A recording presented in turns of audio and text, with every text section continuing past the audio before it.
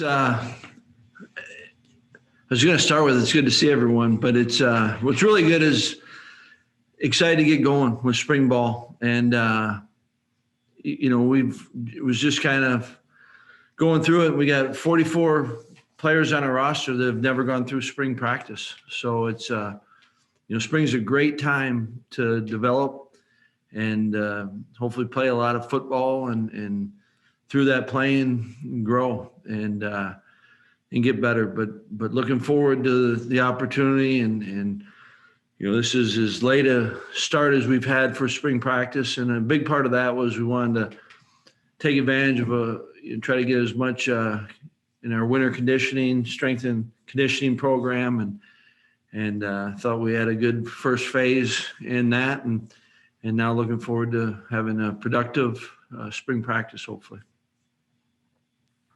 Go to Jeff Patrikas. Good to see you again. You always get to see you virtually, Jeff. You had to add a running backs coach late in the cycle. And I'm just curious, were you surprised you were able to get someone with such the resume that he has, given the timing of Settle's departure to Kentucky? Yeah, really excited to have the opportunity to work with Gary, and obviously the fact that he was available, certainly we feel fortunate, and it seemed like a lot of the movement in coaching seemed like there was a lot that was later than it typically was, and I don't quite know the reason why, but really, we're grateful that Gary was available, and it was kind of the process was pretty cool. First Travis Frederick reached out to me, and really it was pretty quickly realized that he'd be a great fit and was interested, and so I'm excited for our players. I'm excited for our players to be with Gary, and certainly, I know that anytime, you get someone come in and, offers a different perspective. Personally, I love that, influx of new ideas, and really, I think that, certainly appreciate all the guys that were here and left, but the opportunities that we had and who we were able to add to our coaching staff, I think are really, really good fits, and excited for our staff and really excited for our players. And I think that's where the spring will be nice too, for them to be able to get the opportunity. And even for like Elvis, this will be his first spring with the guys, and there is a different approach that you can take in spring ball, and it's got a little different pace to it, and so excited about all that. But yeah, it was really really fortunate, and we're excited about Gary, certainly. Jesse. Paul, how will you approach the challenge of being in charge of the quarterbacks now, in addition to your responsibilities calling plays and being the head coach? I think you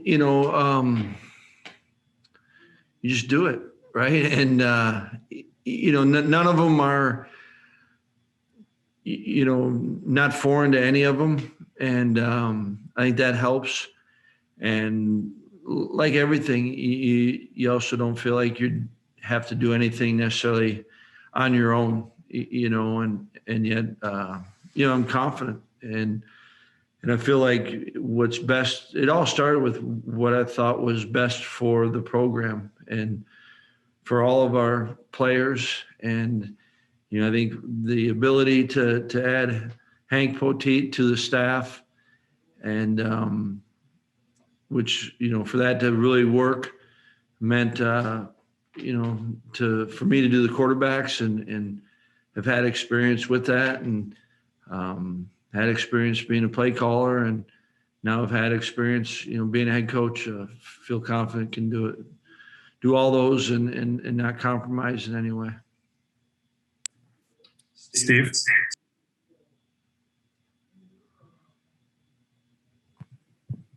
I just wanted, what went into the decision to decide to start calling plays again? What made you decide? How has that kind of changed the dynamic going into the spring? I think it was just kind of letting everyone know what was happening. I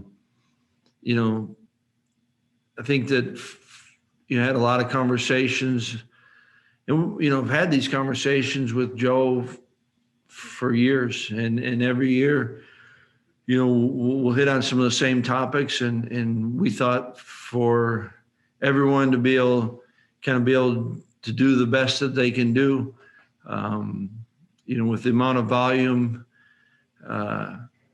required, with Joe, particularly on game day, that it kind of fit. And I think that anytime, you're working with the quarterbacks, I think there's a natural fit to that being a pretty good spot to call the plays. And I don't know if I'm right there or if that's just what I personally, have always done. And so believe in that. It might be more the latter than the first part, but it's, just wanted everyone to know, I guess. I don't know.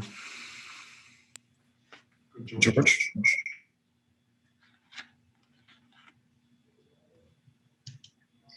Yeah, Paul, are the protocol as you attack spring football when it comes to COVID, is it the same? And it just started, but is this offseason kind of feel a little lighter because there's so much less going on? You have more knowledge of how to attack it this time around? Yeah, I think there's, what's different, we still got to certainly be really mindful of it. And yet I think even just, things have changed on campus. We've got the campus-wide testing and in the season we were doing the antigen testing. Now, our players are they're getting tested 3 times a week with the PCRs. And I think there is something to be said about, our guys, we all know, there's nothing new, when they're working out and they've got the masks on and we've been through it enough where you just kind of, what's expected and you do it. And yet, we're just thankful, I think, again, that you can have spring practice and certainly we understand the value of it. And, I give our medical people a ton of credit, and throughout all of this, they've been on top of it and great communication. And so, certainly try to do everything you can to be as smart with everything that's happening. But it's, I think part of what makes it go smooth is that, our players have gone through it a lot too. And so, there's, I don't want to say you're used to it, but you're familiar with what needs to be done. And, so you tell your guys, the difference is, they're testing off, outside of the building, but, they're handling it. And, for them to be able to work out, for them to practice, that's what they got to do. There's no problem. They're going to do it. Vance? Paul, obviously Jim Leonard got some more attention here this offseason. Kind of what does it say about his commitment to the program to get that kind of interest and keep staying year after year? And what does it mean to the program to get to keep him year after year coming back? Well, certainly, love, not just myself and other guys on the staff, our players, they really appreciate and enjoy and know, fortunate, for Jimmy to be coaching them, and we get to coach with them, and certainly not surprised by the attention that he got or has gotten in the past. And that's common. And yet for him, I think it never was in question whether this program meant, what it meant to him. I think I've known that even before he got into coaching and when he was here, when he's coaching the defensive backs. I mean, big reason why I believe, and I shouldn't speak for him, but I do think the big reason why he's doing this is because this place means a ton to him, and I think that he believes that he can help and help our players, and so we're very appreciative of that, and love being around him, and Jimmy he's a heck of a football coach, and he's going to get attention, and we got a lot of guys on the staff that have gotten a lot of calls, and I anticipate continuing. We've got really good football coaches on the staff, and some have gone, and you understand it, and if it's the right move for them, then you're happy for them, and personally, ones that stay, grateful for that too, because I enjoy working with this group of guys, and certainly Jimmy is one of those.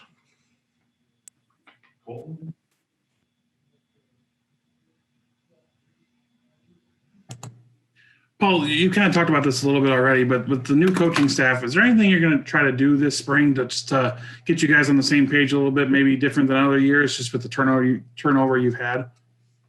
I think that you always have to just make sure that you're meeting enough that everyone's on the same page, and you're not assuming that something is understood. So you might have a little bit more meeting time that way, and I think it's good though. It kind of makes you go back through it, and I think you also want to kind of create different opportunities for conversation to maybe have a new set of eyes look at something, and maybe it's a drill that we've been doing, and is there a different way you can do it to get a little bit more out of the drill, or maybe it's instead of this drill, we can do something they've done before. And so I think that you always want to make sure that your dialogue is you've got spaces for to kind of create that dialogue, and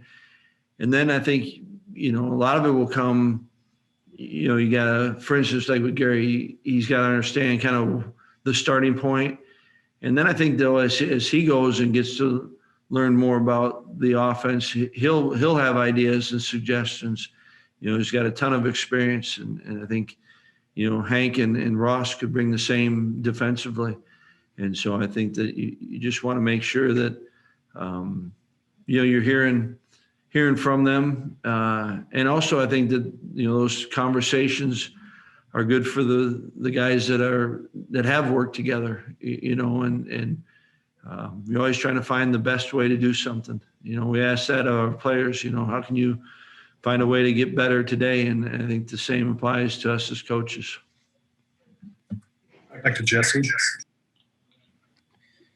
Paul, spring has generally been a time in the past where the coaching staff has moved guys around to different positions to try and experiment. I'm wondering if there are guys as you start practice that you will be moving around, and if so, who are they? What led to those decisions? Yeah, right now, Jesse, we don't have a ton. I think part of it is, there's a group, like I said, there's a large group, almost half our roster.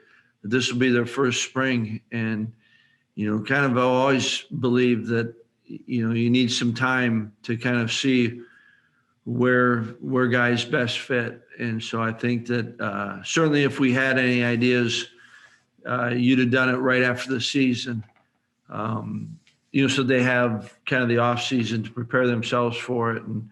And that's not to say that, maybe through spring ball, something might happen and you'd move someone. But right now, I don't believe that we have anyone that's that really is changing position rooms, at least. I think you're always going to see it in the O-line, kind of. I think Joe does a good job, and I think it's the right thing to do is, kind of they'll learn, a few guys will learn one position, but most of them are learning, two different positions, whether it's the right guard and center or both guard spots and center,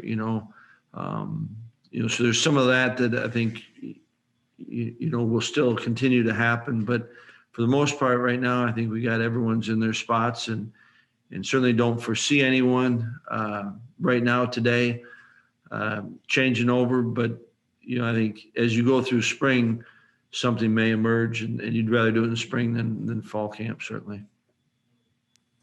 Wrap things up with one more from Jeff.